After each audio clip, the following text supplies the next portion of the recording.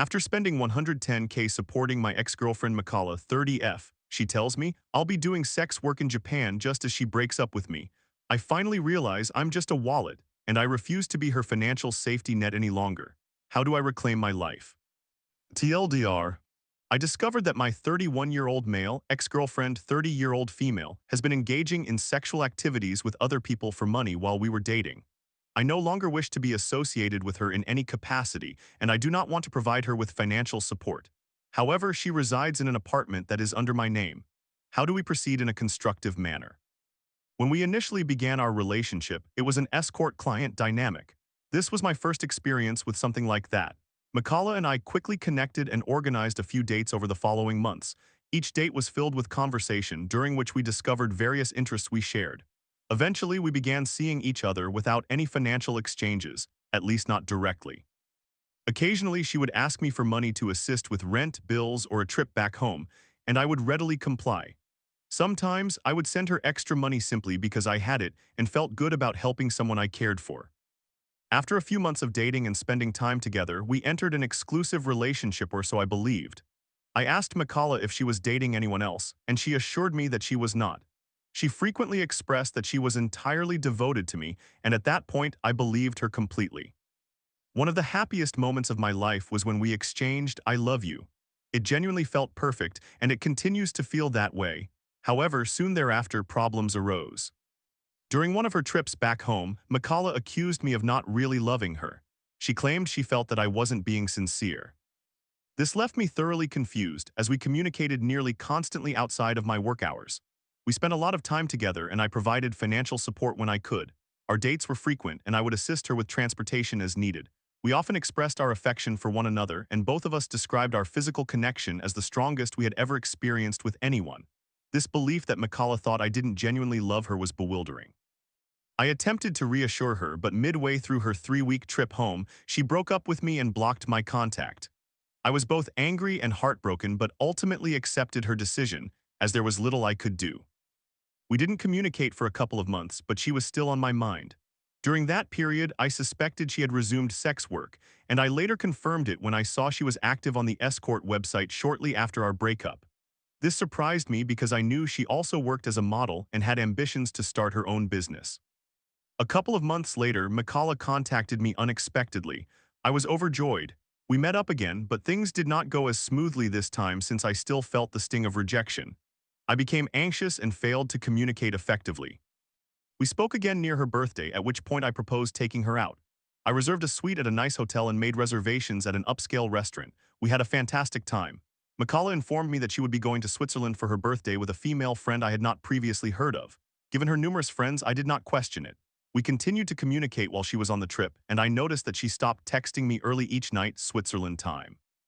While I did not expect her to be available at all times during her birthday celebration, it struck me as odd since it was consistently well before her usual bedtime. After she returned from her trip, we hung out and dated like we used to. Everything felt great, and we made our relationship official again. But then more issues arose. Mikala is very active on Twitter. I do not have an account, but I check hers to stay updated. I noticed that whenever she was with friends, most of whom were women, she shared pictures of them together. That's when it hit me she was close enough with a friend to travel internationally, yet there was not a single photo of this friend, just pictures of Mikala. This behavior was unusual for her, and none of her friends were camera shy. So during our next meeting, I asked to see photos from her trip to Switzerland. She said she would show me later, but I kept pressing, explaining that I would be busy later and wanted to see them now. As I confronted her about it, I mentioned how strange it was that this female friend was absent from any of the photos or tags. Mikala fell silent and stared at me for a moment.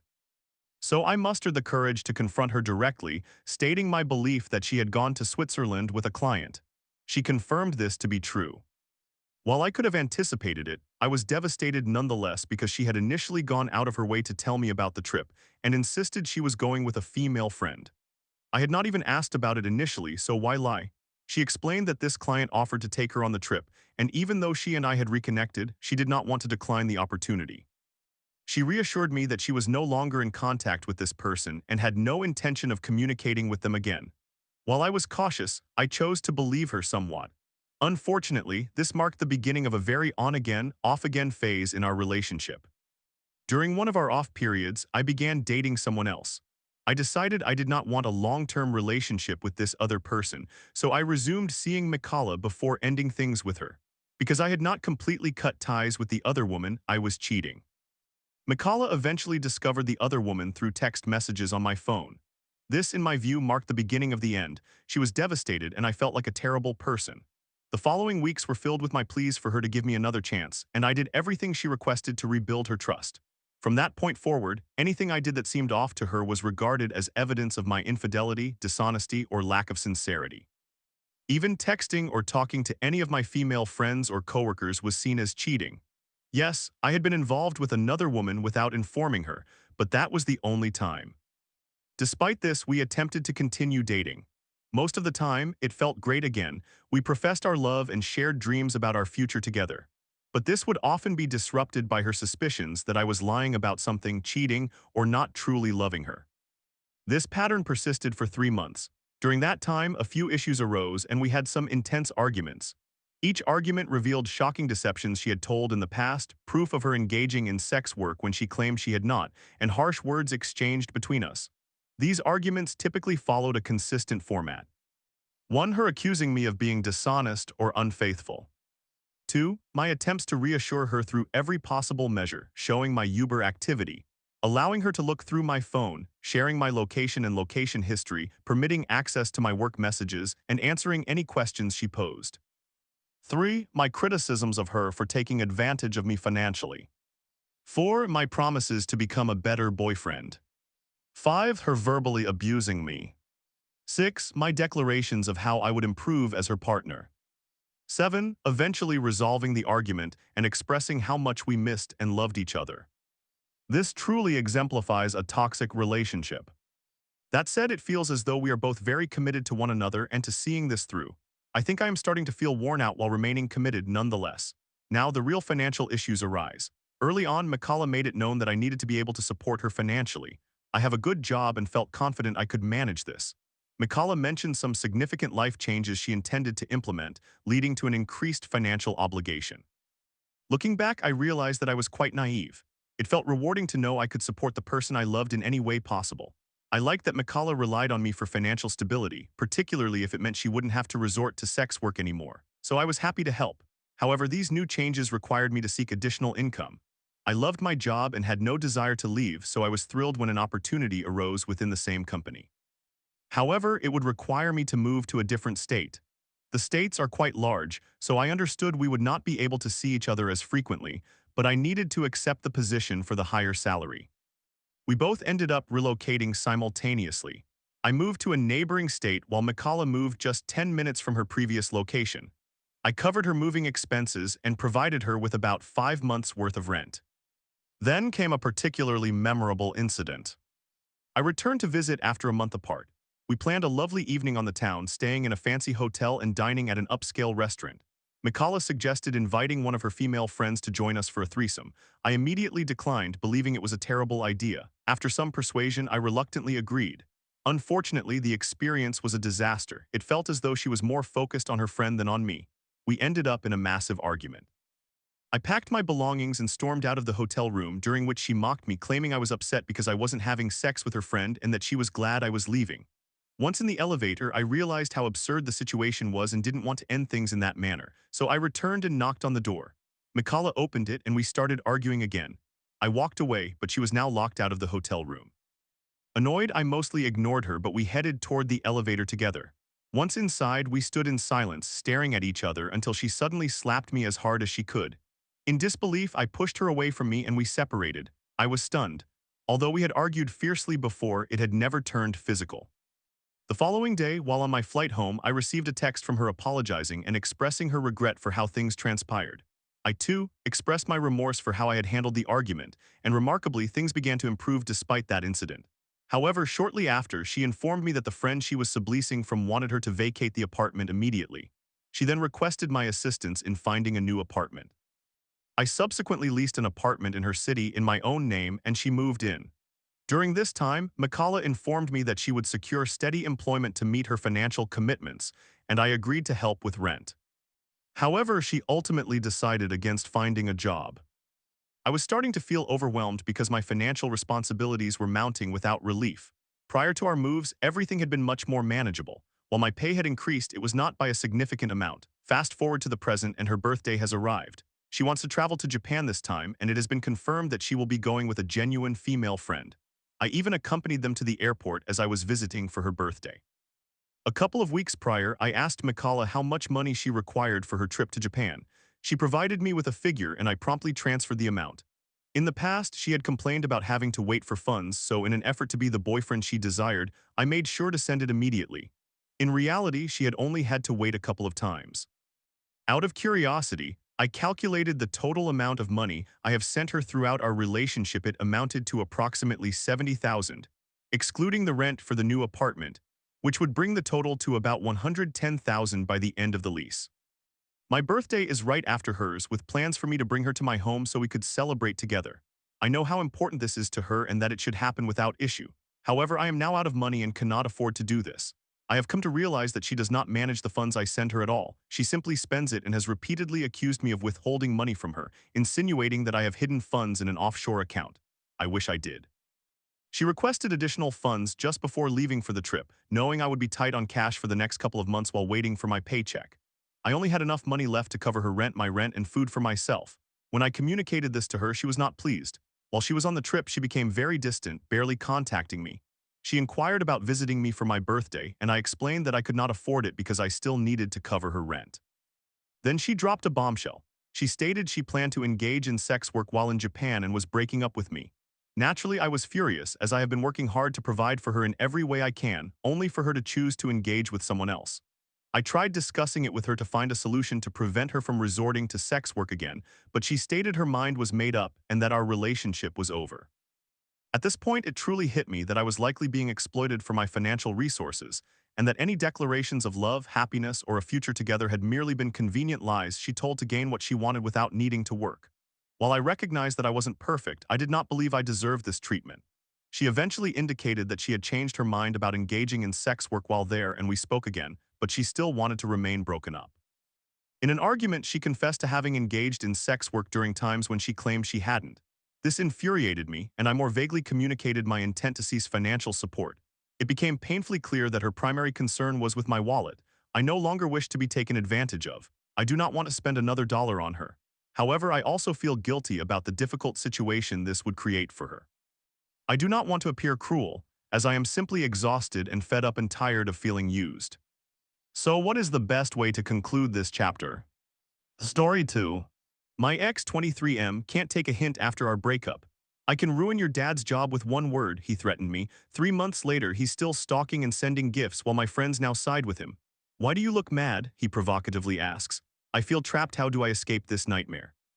So my ex, 23 years old, male, with whom I was in a relationship for almost 4 years, continues to act very controlling and possessive, even though we broke up 3 months ago. I ended the relationship because he was not serious about me. He did not want to take me to his family gatherings, only doing so very rarely when he desired. His last statement to me was, my uncle can fire your father from his company if I tell him with just one word. My father works at his uncle's company. In fact, his uncle is replacing the boss. He does not hold the actual position of boss, but is in a position just below that, which is still a significant role. He tells everyone that he does not understand why we broke up and claims that I never communicated anything to him, even though we spoke after his threat. I explained to him that we are not compatible and that it would be best for both of us to go our separate ways. However, people believe him, which is extremely disheartening and devastating for me. I constantly question and doubt my decisions, wondering if I did the right thing or if everything is just in my head. Perhaps he is a good person, but I remember the harmful things he did to me. Something feels off about him, yet I cannot determine why. I believe he may have narcissistic personality disorder. If you notice any signs of that in this post, please let me know. I have previously written about his toxic and controlling behavior, which included actions like kicking me out of a car, yelling, swearing, slamming doors and the steering wheel, kicking empty bottles, belittling me, controlling who I associate with, why and where I go, complaining that I spend more time with others, wanting to dictate my finances in the future by saying everything would be ours, being unwilling to provide or take responsibility, getting angry when he had to, and devaluing me. He did not want to hold my hand in public or share a picture with me, lied and gaslighted about having a second account, claiming he does not use it, so it does not count as his even though he created it. The list goes on and on. Since I told him it was over after he threatened my father's job, he began apologizing. He started coming to my house wanting to talk to my parents, called me every day and sent me texts daily. He began hanging out with my old friends who are now a couple, and he turned them against me. They defend him and sympathize with him. He even stalks me and still does. He has come into my neighborhood and once waited outside to speak with me because he knew I was going out with my old friends who informed him. For Valentine's Day, he brought me a gift, despite us not being together then or now, and he created a big surprise during the internship we participated in together, acting as if nothing was wrong. After I rejected his gift, he left it in my yard, even though my father told him I did not want any presents. Once again, on the day we would have celebrated our anniversary if we were together, he came, brought me a cake and a large teddy bear. My dad reiterated that I did not want any gifts and he took them back with him. He also arrived with my friends whom he has turned against me and they were supporting him. Since then, I have kept my distance from those friends. For Easter, he left a colored egg for each of my family members in my yard, along with a box of chocolates. He just dropped them off and left because I did not pick up when he called from an unknown number. He removed my parents from his Facebook friend list, yet when he sees them in the city, he still speaks to them and asks about me without any shame. Additionally, almost every night, he drives by my house with loud music from songs I used to play in his car, likely to let me know it is him. Please, someone help me understand why he does this. I feel as though I am losing my mind. I do not report him because we are on the same internship team, which will last only one more month. If I report him, I fear he will shame me. Moreover, he follows me home in his car after I take an Uber from that internship, saying he cannot allow me to go home alone because many dangerous individuals are driving for every Uber company. A week ago, he saw me with my mother while he was with my old friends and he stopped us. He took my hand while shaking it and kissed it in front of my mom as if everything were normal. Then he asked me why I looked angry. He provokes me. When he is with his parents, he does not stop to speak to me when he sees me. I wonder why. I usually go out with a family member and never alone. I also went to Italy for a project after we broke up, and he was furious when he found out. He could not stop calling or texting me, asking how I could do that to him and how I could work behind his back. He persuades me to talk to him and claims we can resolve everything every time we are on the internship together, which occurs once a week for 4 hours. He waits for me until I get into the Uber after the internship and follows me home in his car, as previously mentioned. I feel so pressured and become very nervous and angry whenever I see him. He literally does not allow me to live or move on without constantly making me think about him. It's as if he hates being forgotten and does not want me to forget him. Wherever I look, he seems to be everywhere. He even attempted to reach me through his mother, who called me for several days. However, after I informed her that our relationship had failed again, she stopped contacting me. I do not believe a word he says. It feels like he speaks only what I want to hear now, claiming that communication between us is essential and that we can work everything out. However, if I were to get back together with him, the narrative would change. How can a person behave this way? I find this behavior to be highly manipulative, yet I cannot comprehend why. Why does he continue to stalk me and act as he does? I feel so lost. Any opinions or advice would be greatly appreciated. Thank you in advance. In summary, my toxic ex acts very controlling and possessive, 23 years old male, and he cannot stop stalking and trying to convince me, 23 years old female, to return to him. I welcome any opinions and advice.